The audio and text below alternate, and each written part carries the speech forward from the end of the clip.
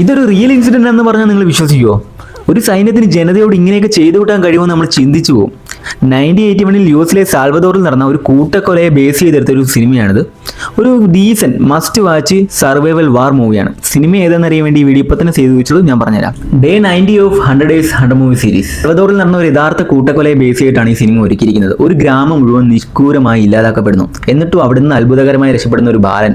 പക്ഷേ അവിടെ നിന്നൊന്നും അവന്റെ ദുരിതം തീരുന്നില്ല. ഈ സൈന്യം ഇവനെ കൊല്ലാനായിട്ട് വീണ്ടും പിന്തുടരുകയാണ്. ഈ സൈന്യത്തിന്റെ കയ്യിൽ നിന്ന് രക്ഷപ്പെടുത്താൻ വേണ്ടിയിട്ട് ഒരു കൂട്ടം ആൾക്കാർ ഇറങ്ങിത്തിരിക്കുന്നു. ഇവർ തമ്മിലുള്ള കുറെ സർവൈവൽ പരിപാടിയും യുദ്ധങ്ങളും ആക്ഷൻ സീൻസ് ഒക്കെയാണ് പിന്നെ ഈ സിനിമ നമ്മൾ കാണുന്നത്. ഒരു റിയൽ ഇൻസിഡന്റിനെ ബേസ് ചെയ്തെടുത്തുകൊണ്ട് തന്നെ നമുക്ക് ഇതിലെ പല പോർഷൻ വരുമ്പോഴും ഇമോഷണലി നല്ല രീതിയിൽ ഹിറ്റ് ചെയ്യും. ഇതിനകത്തുള്ള യുദ്ധരംഗങ്ങളായിട്ട് പക്ക റിയലിസ്റ്റിക് ആയിട്ടാണ് എടുത്തു വെച്ചേക്കുന്നത്. ഫയർഫ്ലൈസ് അറ്റ് എൽ മൊസോട്ടോ എന്നാണ് സിനിമയുടെ പേര്. അവസാനം വരെ ഒരു കുഞ്ഞു ജീവന് വേണ്ടി പ്രാർത്ഥിപ്പിക്കുന്ന നല്ല രീതിയിൽ ഇമോഷണലി ഹിറ്റ് ചെയ്യുന്ന ഒരു സർവൈവൽ വാർ ഡ്രാമയാണ്.